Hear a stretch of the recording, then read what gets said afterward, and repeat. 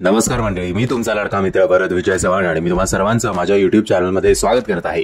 म्हणजे शाहरुख खानचं कल हो ना हो हे गाणं तर तुम्ही सगळ्यांनी ऐकलंच असेल। त्याच वाक्यासारखी काहीतरी परिस्थिती दोन मराठी सिनेमांची उद्यापासून होणार आहे। त्यातला एक मराठी सिनेमा म्हणजे पंचक आणि दुसरा म्हणजे सत्यशोधक। हे दोन्ही सिनेमे रिलीज झाले होते 5 जानेवारी 2023 ला। पंचकला ऍटलीस्ट जरा शोज जास्त मिळाले होते, सत्यशोधकला तसे कमी शोज आले होते त्याच्या वाटेला, बट अपेक्षेप्रमाणे दोनही सिनेमांनी कामगिरी केलेली नाहीये।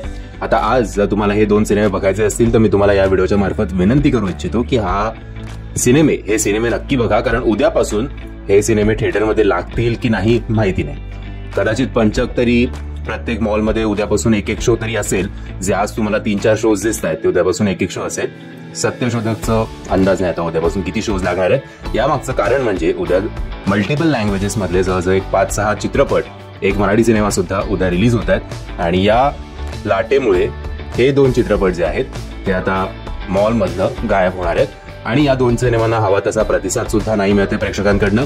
सो मॉलवाल्यांना सुद्धा काही दोष देऊन उपयोग नाही की बाबा यांनी मुद्दामच मराठी सिनेमा काढला। सगळ्यात आधी जो सिनेमा मी तुम्हाला ज्याचं सांगणार आहे तो एक मराठी सिनेमा आहे जो उद्या रिलीज होणार आहे। त्या मराठी सिनेमाचं नाव आहे खुर्ची।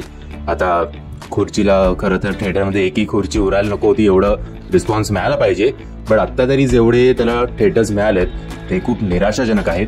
त्याचे स्क्रीनशॉट्स मी तुम्हाला दाखवतो।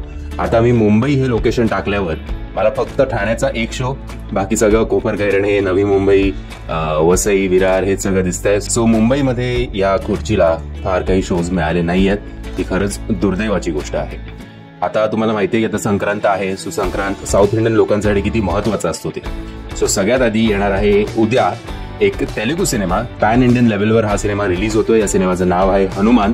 त्याचं तेलुगू व्हर्जनचं जे रिलीज आहे ते आज आहे 11 तारखेला, म्हणजे आता तो रिलीज झालेला आहे तेलुगू व्हर्जन मध्ये।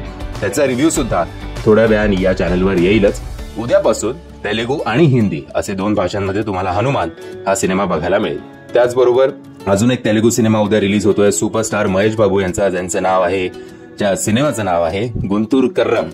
आता याची सुद्धा मी काल चेक करत होतो की हैदराबादमध्ये किती वाजल्यापासून शोज आहेत, तर हैदराबादमध्ये आज रात्री 1 वाजल्यापासून सुद्धा कंटिन्युअस शोज आहेत आणि मॅक्सिमम थिएटर्सला हैदराबादमध्ये सकाळी पहाटे 4 वाजल्यापासूनचे शो आहेत आणि आता सगळे हाऊसफुल झालेत। तिकडचं काहीतरी स्टारडम वेगळंच असतं। त्याचबरोबर हे आता 2 तेलुगू सिनेमा झाले। विजय सेतुपती आणि कतरिना कैफ स्टारर मेरी क्रिसमस सुद्धा उद्या रिलीज होणार आहे। आता 2 तमिळ सिनेमांची वारी। तमिळ सिनेमामध्ये धनुष स्टारर कॅप्टन मिलर हा सिनेमा येतो, याच्याबद्दल मी सुद्धा जास्त उत्सुक आहे। आणि शिवकार्तिकेय स्टारर अय्यलान हा सिनेमा सुद्धा उद्या रिलीज होतोय। सो बघूया आता रेसमध्ये बाजी कोण मारता येते। मंडळी, जर तुम्ही आता पुन्हा एकदा विनंती करतो हे 2 जुने मराठी सिनेमे बघितले असेल तर कृपा करून ते बघा आणि उद्या येणाऱ्या सिनेमांमध्ये तुम्ही कुठल्या सिनेमासाठी उत्सुक आहात ते कमेंटच्या माध्यमातून कळवा। जय हिंद, जय महाराष्ट्र।